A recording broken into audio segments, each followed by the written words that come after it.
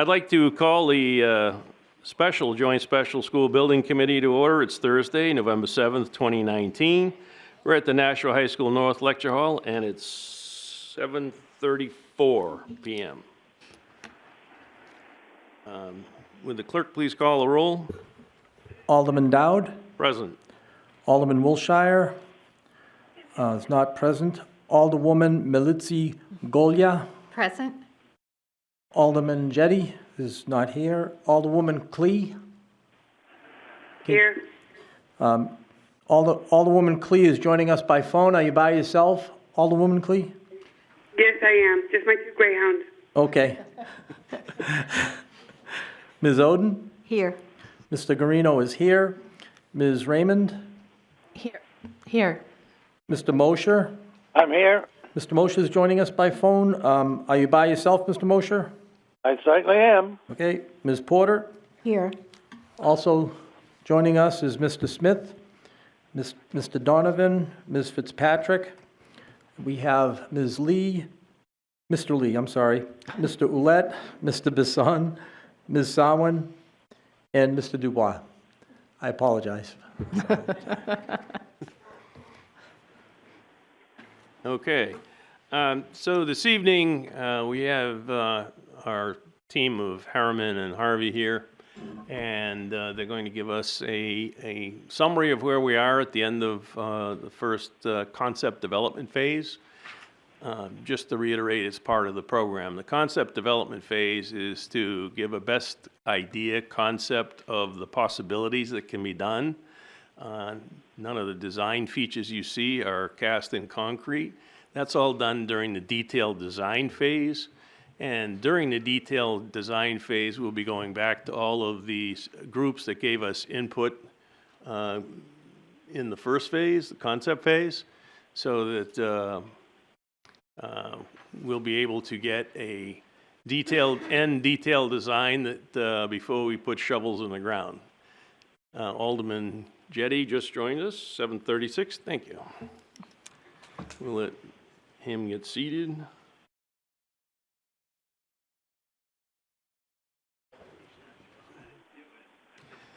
Mr. Smith, we don't have any minutes that need approval from a previous meeting?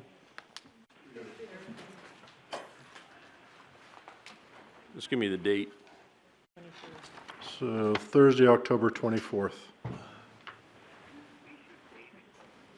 Okay, so minutes of the meeting of the Joint Special from Thursday, October 24th. I'd like to make a motion to accept and waive the reading and place them on file. Second. Okay. Yeah, we don't need a second. We do Mason's rules. Oh, that's more fun. Okay. Sorry. Okay, so the motion's on the floor to accept the minutes of the October 24th meeting. Any discussion? Seeing none, all in favor signify by saying aye. Oh, motion, excuse me. Roll We need call. to do roll call? Roll call, yes. Okay. On the motion to approve the minutes of October 24th, Alderman Dowd, Yes. Alderwoman Militsi Goya, Present? Yes. Sorry, I'm present and yes. Thinking of something else. Alderman Jetty, Yes. Alderwoman Klee, Yes. Ms. Oden, Yes. Mr. Garino votes yes. Ms. Raymond, Yes. Mr. Mosher, Yes. Ms. Porter, Yes. motion carries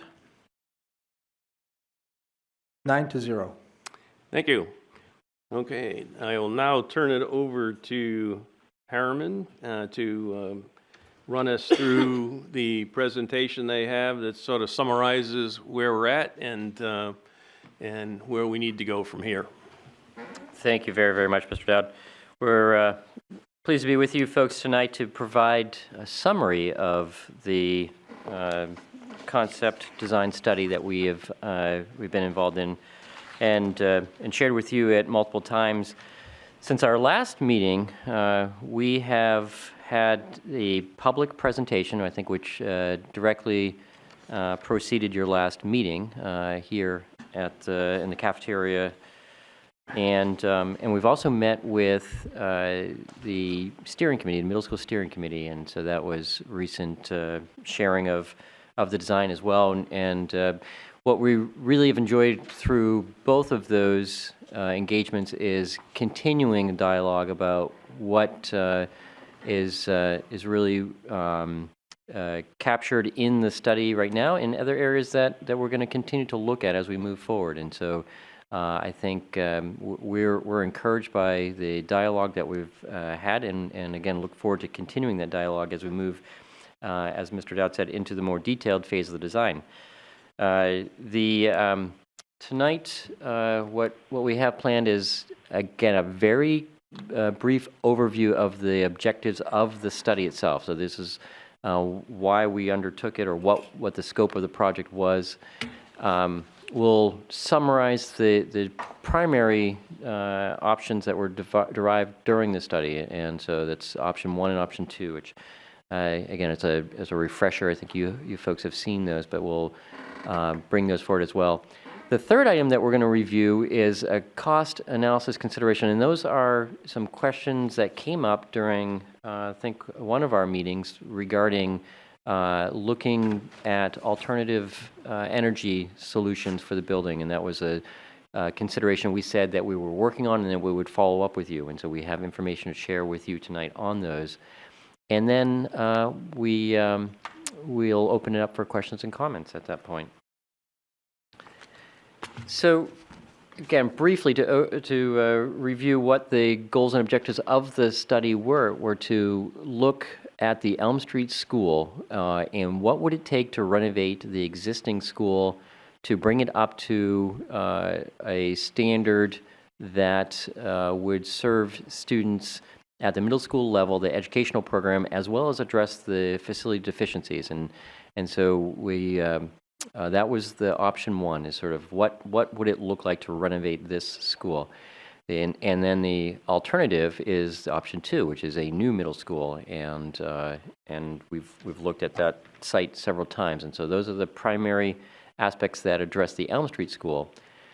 But as we've discussed many times, it's been more than just about the Elm Street School. It's been about the renovation and appropriateness at all 3 schools, and in particular to evaluate a model for 3 800-plus student schools. And so it's this rebalancing of the enrollment at all 3 schools to be approximately the same. And so in evaluating Pennachuck and Fairgrounds, as well as the new school or the renovated Elm, we looked for equity of the student experience in several areas. One of the areas that we looked at were how are we addressing special education spaces, and those are everything from the medically fragile to behavioral to the self-contained special education programs, and some of the programs that are involved with mainstreaming with the rest of the educational spaces. So special education was an important aspect of what we looked at. The other thing we looked at is how are the buildings supporting middle school team areas, and that was also an important consideration when we spoke with staff, and even most recently when we met with the middle school steering committee meeting, and concern of how do the buildings and classroom clusters support the opportunity to assemble in teams.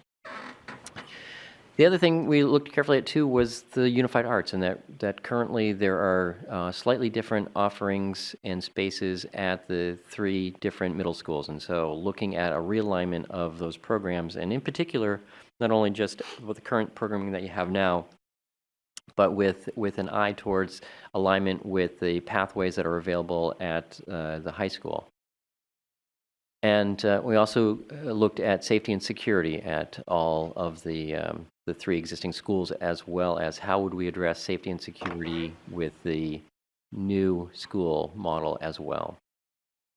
We looked at athletics, physical education, and recreation facilities, both inside the schools as well as at the sites, and looking to provide, again, some level of equivalency in those where we could, where the sites allowed us to provide enough facilities. And in looking at rebalancing the student enrollments to 800-plus model, we looked carefully at what is the square footage that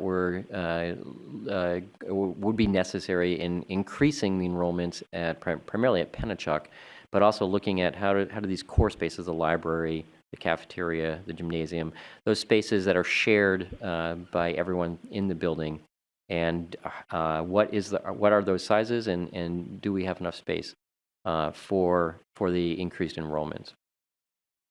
We looked at not only the buildings again, but at the site circulation, and we've had several conversations regarding how to improve the site circulation with vehicular and pedestrian safety, and providing better opportunities for parent drop-off, for ingress and egress to the site.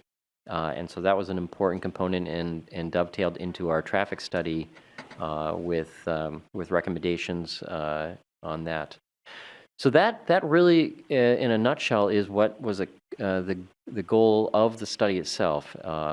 From that, Jamie's going to, again, just quickly review what the concept options were. And again, these are primarily the option 1 of renovating Elm Street with renovations to Pennachuck and Fairgrounds, as well as option 2, which is a new school with the same scope of work at Pennachuck and Fairgrounds. So, Jamie? Thank you. So as Mark mentioned, it's kind of broken out into 2 options.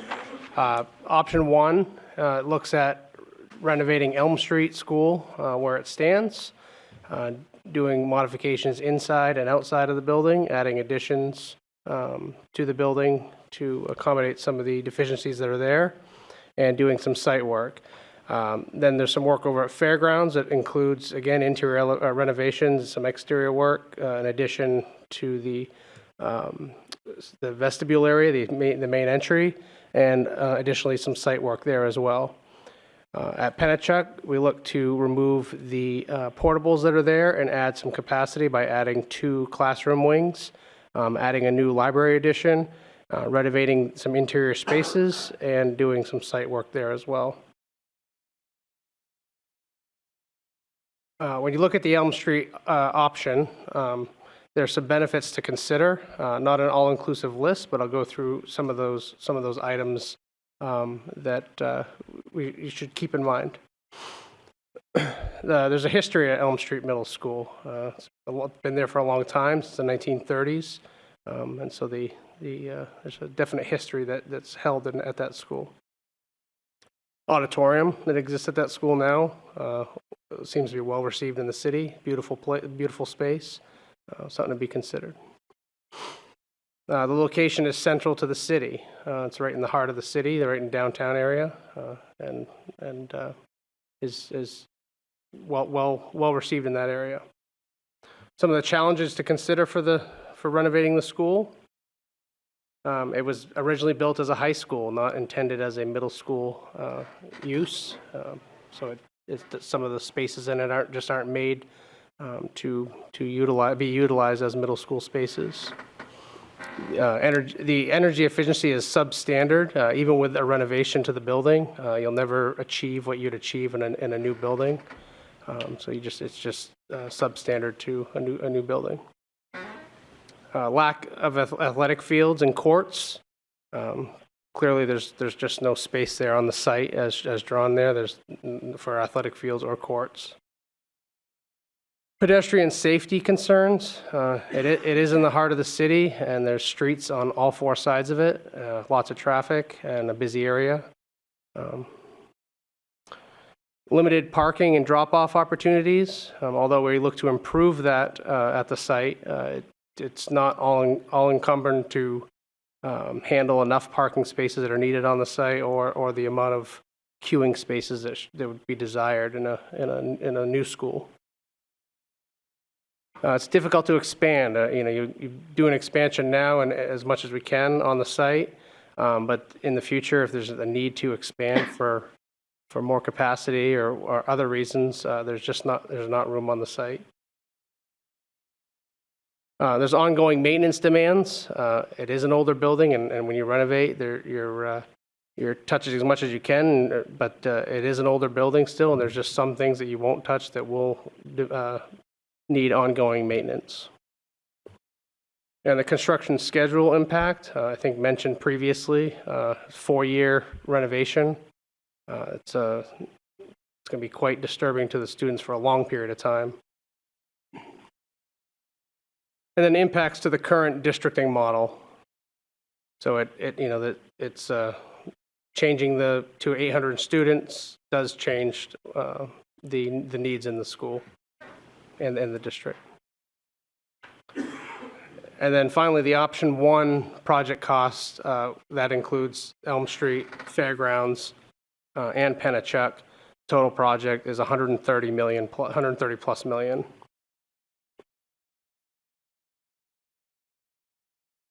Option 2 looks to build a new middle school down in the southwest quadrant of the city. It's all new school, all new site, play fields, parking. And Fairgrounds, same work as option 1. Same with Pennachuck, same as option 1, same work. Some of the benefits to consider of a new school. It's a new construction. Clearly, new construction is built to the latest standards and a strong building, strong use of strong efficiencies in the building, and just everything's new. And as I just said, it meets and exceeds the modern efficiency standards. You have the ability to integrate natural settings into the curriculum. So it's built on a site where there's a place, the natural preservation area that you can use, or other parts of the site that can be used for that natural setting into the curriculum. You can accommodate for appropriate parking. You have athletic fields and courts. The spaces are designed as middle school spaces. You have the ability to easily expand. Construction schedule is only 2 years, and it really doesn't impact the existing school because it's built off-site while school's in session at the other schools. There are challenges to consider. Some of those are setbacks from wetlands. It's a new site. There's wetlands on the site. Negotiate access to the site from Buck Meadow Road. So it has not been determined that the official access to Buck Meadow is going to be there. There's further negotiations need to happen. It looks promising, but it's not finalized.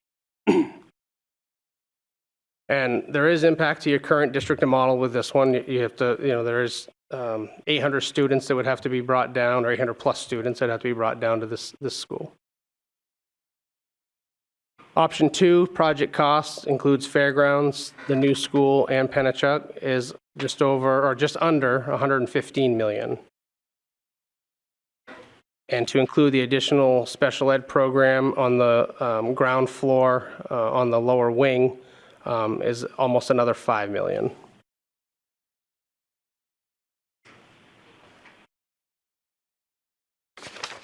Very good. Thank you, Jamie, for that the quick summary of the 2 options. We'll quickly look at some of the energy costs that we were working on.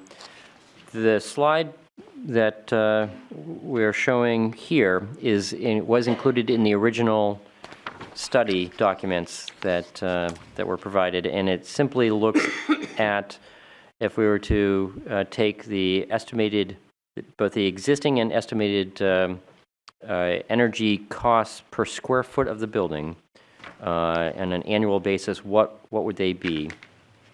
And so that shows you that the newer facility, it says new proposed, is around the lowest cost per square foot, and you'll see that through insulation and modernization of building systems, the proposed at Fairgrounds and Pennachuck are lower than what their current operating expenses are. The increase at the Elm Street, or the slight increase at Elm Street from the existing is because there's more ventilation that would be added in spaces that would receive air conditioning that currently don't have some now. So that's why it's a slightly higher amount than the existing. The next chart was also included in the facility study, and that simply shows the aggregate of operating costs, and those are considered construction and utility costs. When we say operating costs, it's simply the utility costs for electricity, water, and sewer, and fuel over the course of a 30-year period of time. And what you see is after the 20-year, if it's assumed about a 20-year bond, then you start to see the slope of the lines change, because that's the construction, the amount that you're paying for the construction is complete at that time, and you're just looking at the operating costs. And so I guess one of the important takeaways here is that the new school shows significantly more efficiencies than the Elm Street School, renovated Elm Street School in this case. So over the course of the 30 years, it's approximately $23 million in savings.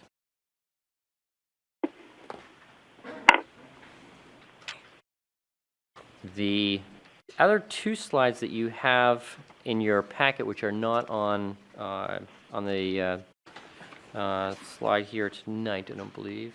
Oh, they are. They're just a little out of sequence here. Thank you very much, Jamie.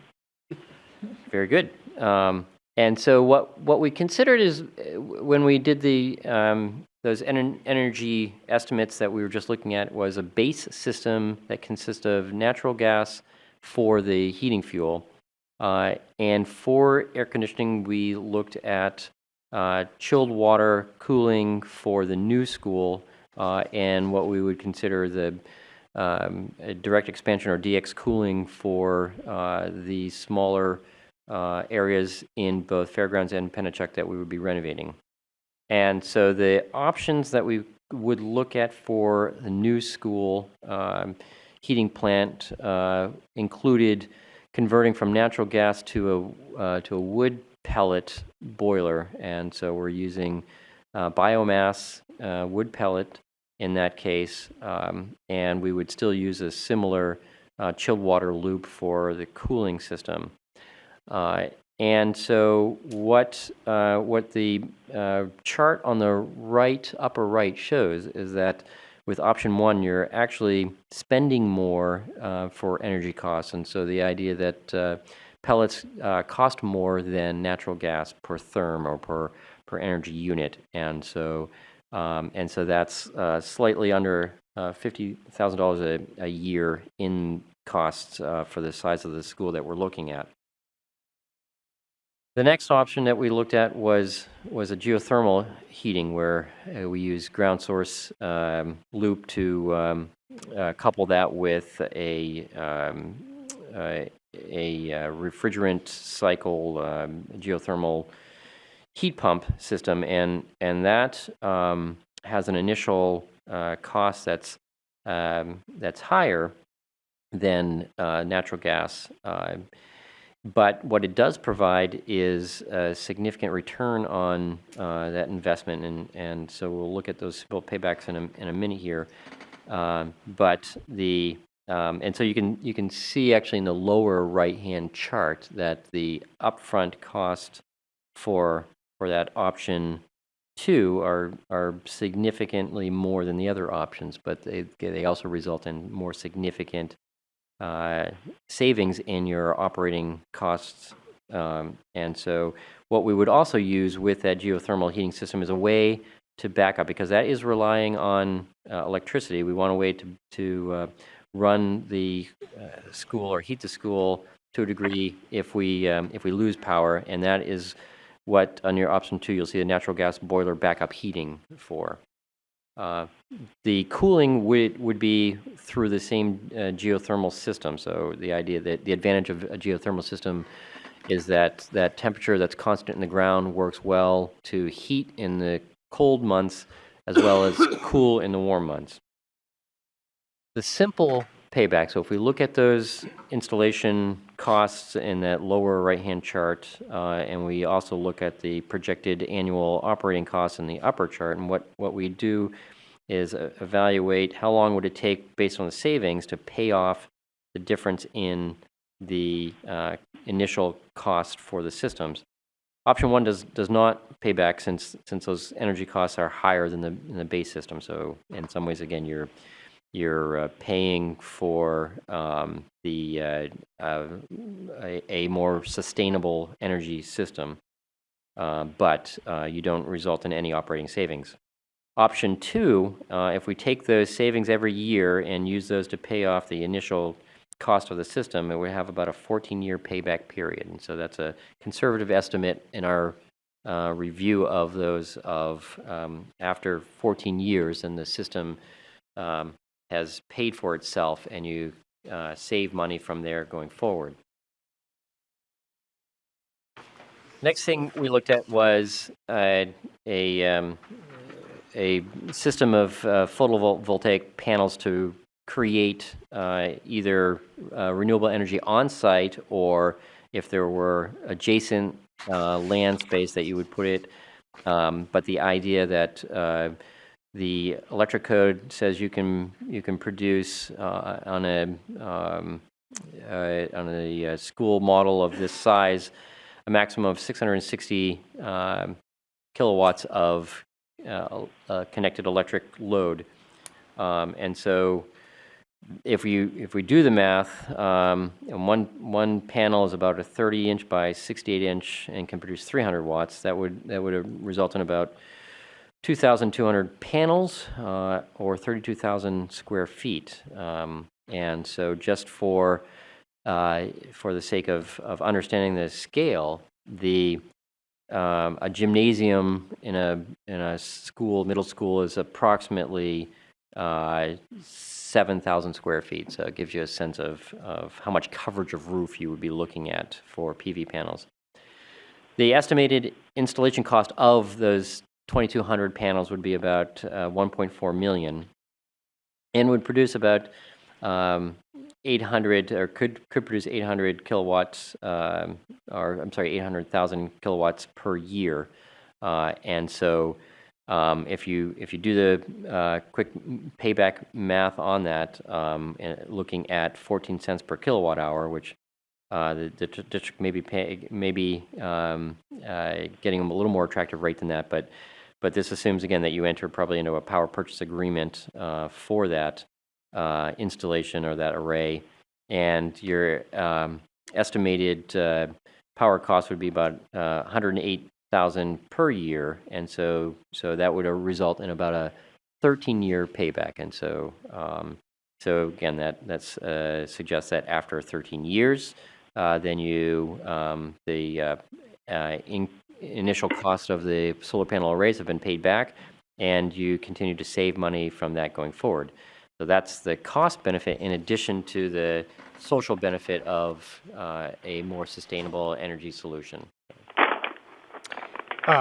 We did look at doing half the amount of square footage as well, and the payback was pretty much near the same. You're spending half the initial install cost, and then so it pays back the same rate. So just as a kind of a side note there, yes. But this is assuming that you are paying out of pocket for the entire system, or is this through like a revision That's one right. agreement? No, that's if you were paying out of pocket for the entire system.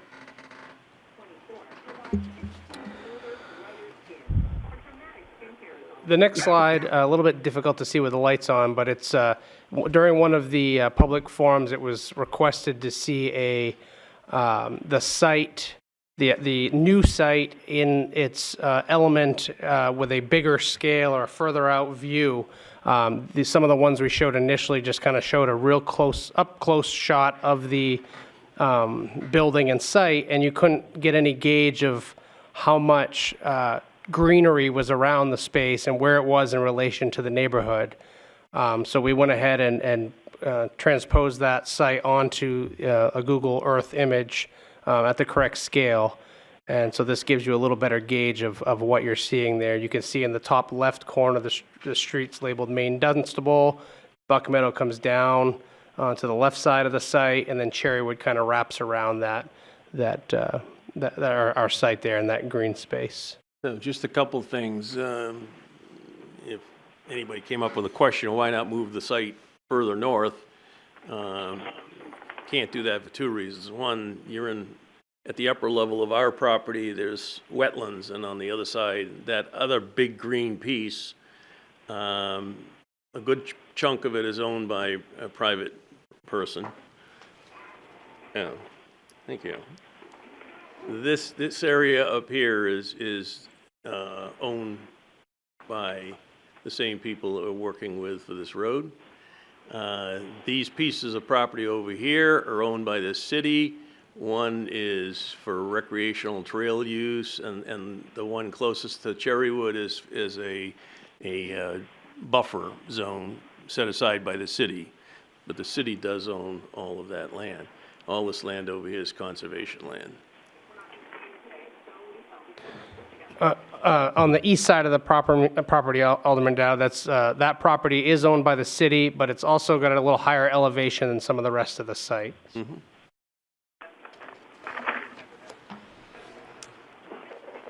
So as we wrap up our summary of tonight's material, we also, a comment at the public forum was, where's the link to the middle school project? And so we wanted to make sure that going forward, we always put this slide in here, so anyone who's not familiar with where to find that information can find it. And so if you go to www.nashua.edu, and you'll see that we have, you'll see a link to the middle school, and from there you can find access to the middle school information as well. So, so we direct people to go to the Nashua School District website as the first part of that.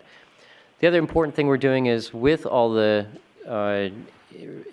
comments that we're receiving, we're compiling the list of all of those, and that will also be posted in the project site so that people can get the information and find the responses to questions that they may have or that others have had regarding this project as well.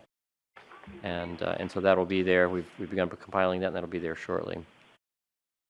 And with that, again, that was our brief update for the evening. Available. Okay, are there any members of the committee that have any questions based on what was presented? Okay, so the way the process works is we'll have to select between option 1 and option 2, and then if that's the motion to proceed, now it shifts over to the Board of Aldermen to get the funding, and when the funding's arranged, then we get back together to. So then the next phase is the detailed design phase, probably starting in the January timeframe, or maybe before, because we still have some money left from the original project. And then the detailed design has to be completed before they ever put a shovel in the ground. So Harvey Construction needs to know exactly what they're doing with the design before they start working on it. So I guess right now I would entertain any motion. Yes. Oh, do you have a question or a motion? No, a motion. Okay. Mrs. Raymond. Nope. I'm sorry. Porter. Yeah. Okay. Order. That's okay. All right. I would like to make a motion for the Joint Special School Building Committee to select option number 2 from the middle school concept development phase as presented by our design team of Harriman and Harvey Construction, and enter into the detailed design phase of the project to include the additional funding for the new middle school, to include the additional special ed facility. Okay. You've heard the motion. Is there any discussion on the motion? Alderman Melizzi-Golio. Yes. Would you like to speak first? Sure. I would just acknowledge the Board of Ed, since this is Yeah. Well, thank you all. You're welcome. Liz Agolia. Now, Mrs. Raymond. Thank you. Yes. So now, Mrs. Raymond, I just wanted to advise the committee that the Board of Education did have a special meeting earlier this evening where we discussed the options quite robustly. And the Board of Education did move to endorse option number 2 and to ask that the JSSBC move that option forward. Melissa Golia? Yes, thank you.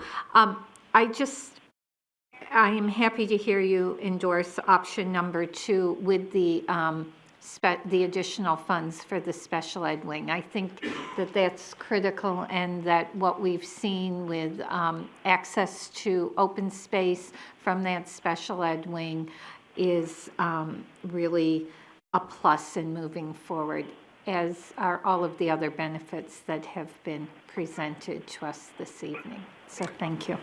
I've had the discussion with the mayor. He sees the benefit of that additional funding because the school department is spending between $6 and $8 million a year on out-of-district placement. Even getting a portion of that back will quickly pay off the additional costs for that portion of the school.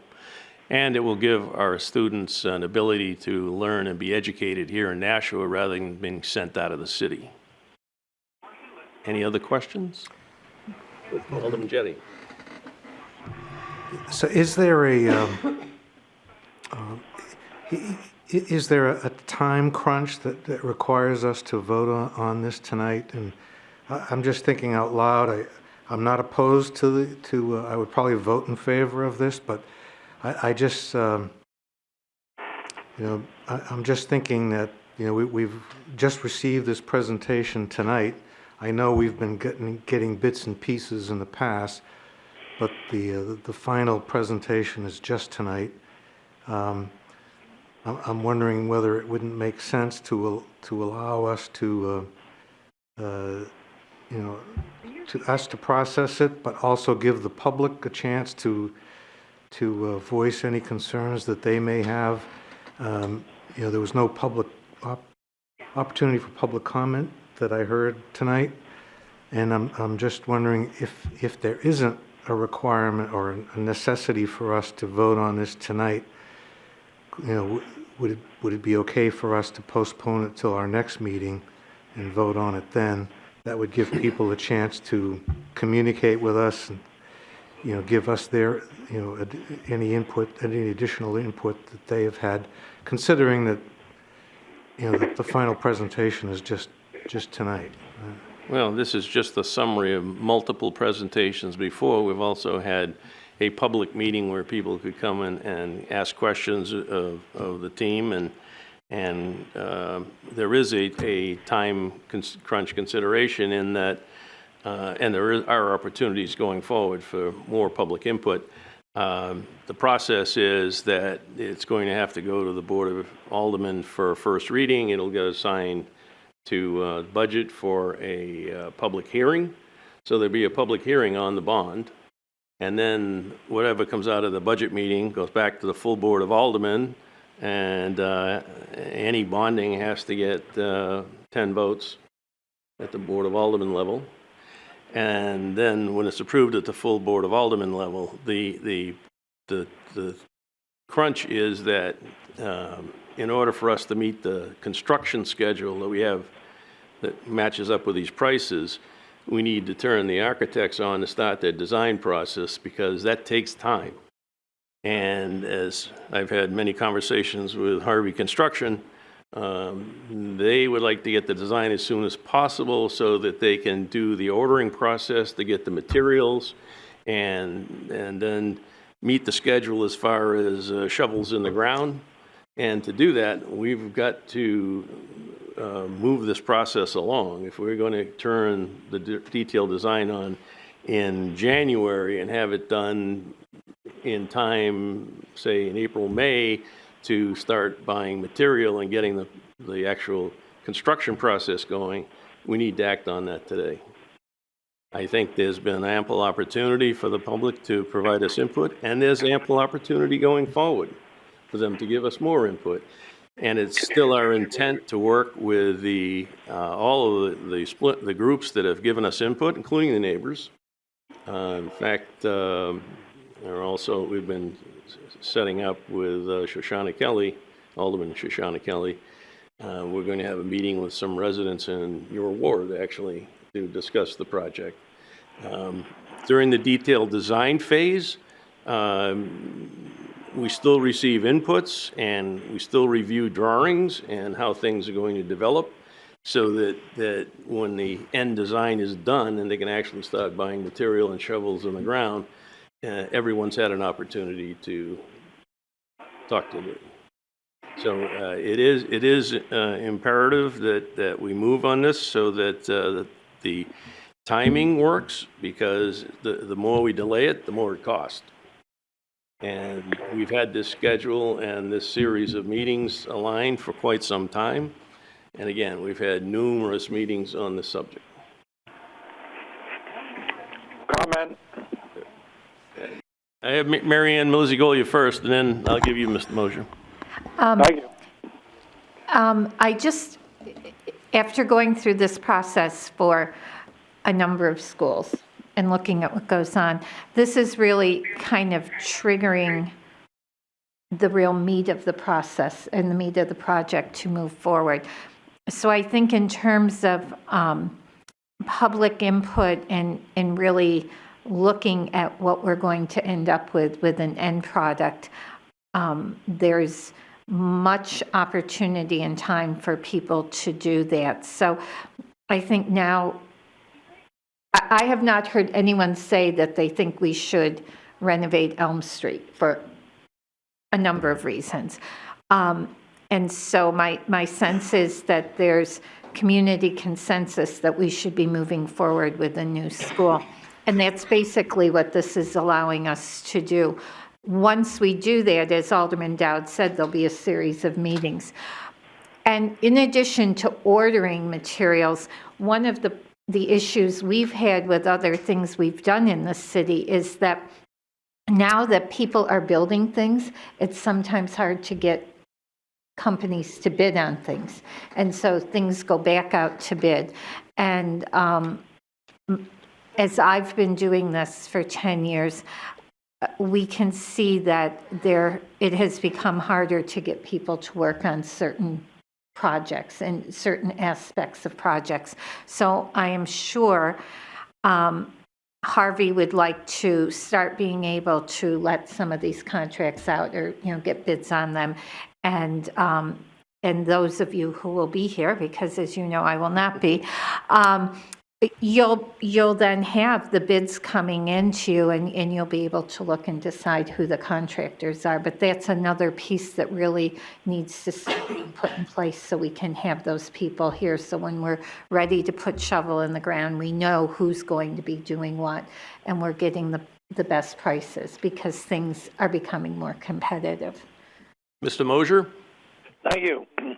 I agree with Mary Ann about the everything that she said about the construction and being around for the other projects that we put on, and having sat on the board for the past 12 years, I can concur wholeheartedly with the necessity to move things along, because prices go up when construction season starts, and also it becomes much more difficult to get labor nowadays because of the number of jobs that are available, and to get people to work in construction, which is sometimes very difficult. There may be delays involved because of the lack of available workers. And I think that it's time that we got off our hands and said, okay, we're going to do this, and let's get the ball rolling. And there's always other time delays. There's going to be a number of changes that are going to have to be made here and there. Some things very minor, other things more serious matters or more costly. But if we don't start somewhere and start as soon as possible, we're going to be out in the cold. So I say that we get started now. We went through this with the Board of Education meeting, and now also with the JSSBC. So we have got to get started. It takes time to get all of the materials together, get it all set up, and get all of the preliminaries done. So otherwise, we're going to be another extra year, maybe, in the long run. So let's get going. Thank you, Mr. Mosher. Anyone else that would like to? Mr. Chair, Yes, Alderman Clee. I don't want to strain my voice, but I want to echo that I don't think we should be putting this off any longer. I know it may seem like it's only going to be to the next meeting, but then, as you pointed out, there's too many other meetings in between that will just delay this. And comments that we get from the public at large is the bureaucracy that keeps dragging everything down. Every delay means that much more money, and I don't see a logical point of spending money fixing a current Elm Street. So I think we just need to move forward with going with the option 2, bringing the special ed classes back in a wing and so on. And I'd like to kind of move that question forward, if possible. Thank you. Any other comments? If not, would the clerk please call a roll? Roll call. Roll call, yeah, roll. That's right, we get to do it. On the motion is to select option number 2 from the middle school concept development phase as presented by the design team of Harriman and Harvey Construction, and enter into the detailed design phase of the project to include the additional funding for the new middle school, to include the additional SPED facility. Alderman Dowd, Yes. Alderwoman Malitzi Goya, Yes. Alderman Jettie, Yes. Alderwoman Clee, Yes. Ms. Oden, Yes. Mr. Guarino votes yes. Ms. Raymond, Yes. Mr. Mosher, Yes. Ms. Porter, Yes. motion carries unanimously. Thank you. Having received a unanimous vote of the Joint Special School Building Committee to proceed with option 2 of the middle school project, including a unanimous vote of the majority of the Board of Education as part of the JSBC, we will now take the next steps in the process to move into the detailed design phase of the middle school project. Okay. Let's see. I think we have an opportunity for Sean or Mr. Donovan, anything? Donna, nothing? Okay. Now we'll have comments by members of the public. If anyone wants to come down and comment, it's not a question and answer period, but you can make a comment.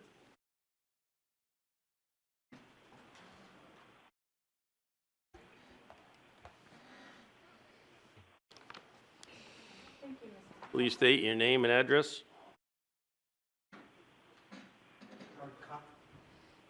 Howard Kaufman, 379 Amherst Street, Nashua. I'm a member of the Board of Ed. I voted against advancing this proposal earlier tonight. I want to thank Mr. Jettie for considering the public in the discussion, which obviously hasn't happened. The first thing I want to point out to this JSSB is that the motion put forward by Ms. Porter is not what the board approved tonight. We didn't include special education specifically, yet the motion she made did. So I think you're going to have to look at that and resolve some inconsistencies. Mr. Dowd, you made a statement that the special ed expenses are between $5 and $8 million. That's close. It's $5.6 million. But for specific understanding, that represents K through 12. The proposal put forward tonight only includes the middle school, 6, 7, and 8. So the need of the district for special education, bringing tuition back to the district is paramount as far as I'm concerned, but it's not addressed by this plan, and I think it's a misstatement to the public that suggests that, oh, you're only covering 3 grades out of everybody that we need. So this will fall very short. I think it's necessary, don't get me wrong, But to suggest that it's going to address the 5.6 million is actually, in my opinion, a misstatement. I believe that approving this without public comment, and more so, and I can't believe you really did this, approving a plan when you do not have right-of-way or an easement to the property you want to build on is unconscionably poor business practice. And I question, what are you folks thinking by saying, oh, we're going to build in 3 months, and we were told at the Board of Ed meeting, oh, we're not on that very quick timetable. We were told very different information. But to suggest that you were going to build in 3 months when you don't even have a right-of-way to the property you want to build on is insane. And what the board did and what you've just done now, have you quadrupled the cost of the property from this gentleman who owns it? Or maybe it'll be 10 times. You guys have acted irresponsibly by not including the public in the discussion. Thank you, sir, for trying. There's other things. The transportation costs of moving 1,100 students are not in your plan.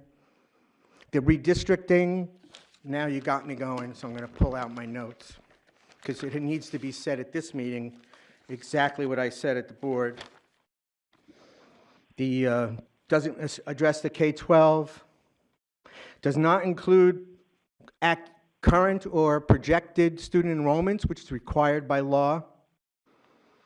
You're missing a detailed analysis of road improvements in and around the new middle school. You did a great job for Pennachuck and Fairgrounds. You've done nothing, as I understand it, for the new middle school. The square footage explanation we asked about, I guess that's still forthcoming. But if you're going to provide equity and equal number of students in places of 800, and the square footage of Pennachuck and Fairgrounds is roughly 135,000 square feet. The new building's 193,000 square feet. Please explain to me what you're going to do with that other space and why we're overbuilding. And overbuilding to 800 students per school is based upon, oh, if we build it, they will come.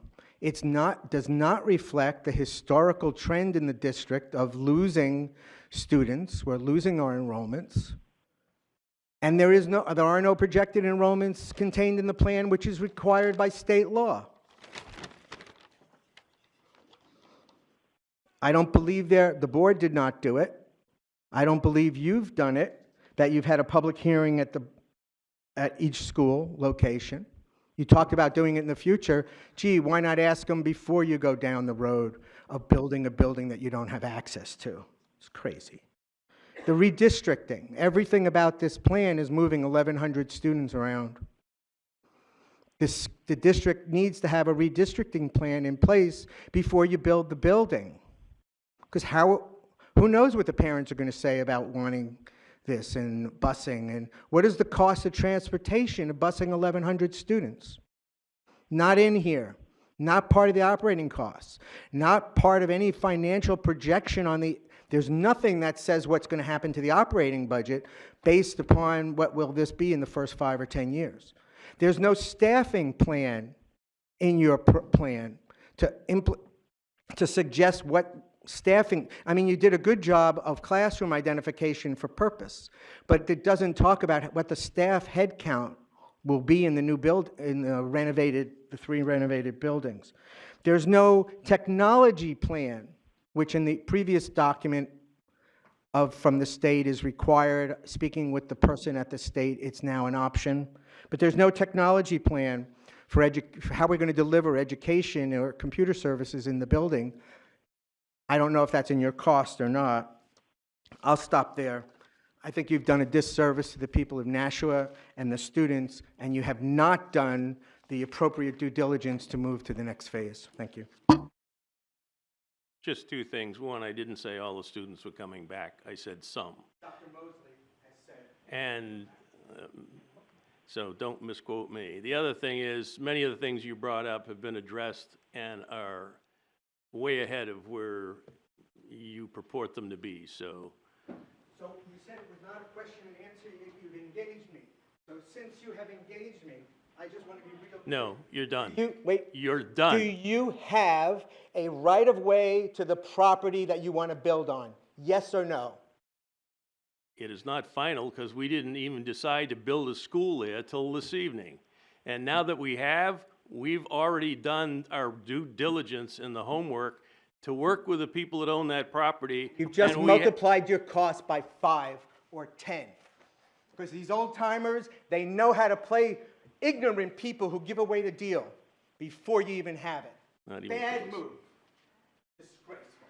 Yes, thank you very much. You're welcome. Yes, name and address?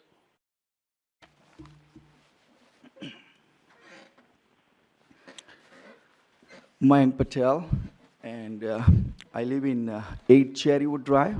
So I'm there since since the first phase of Cherrywood. So I'm there since last 19 years. And my kids are on 6th and 7th grade in Elm Street. And when I see, and they heard about the new Elm Street coming up with the new project, and I think what the feelings I'm getting is just extraordinary. You know, the town putting all the efforts with the education of boards and all members, all of you are doing excellent job.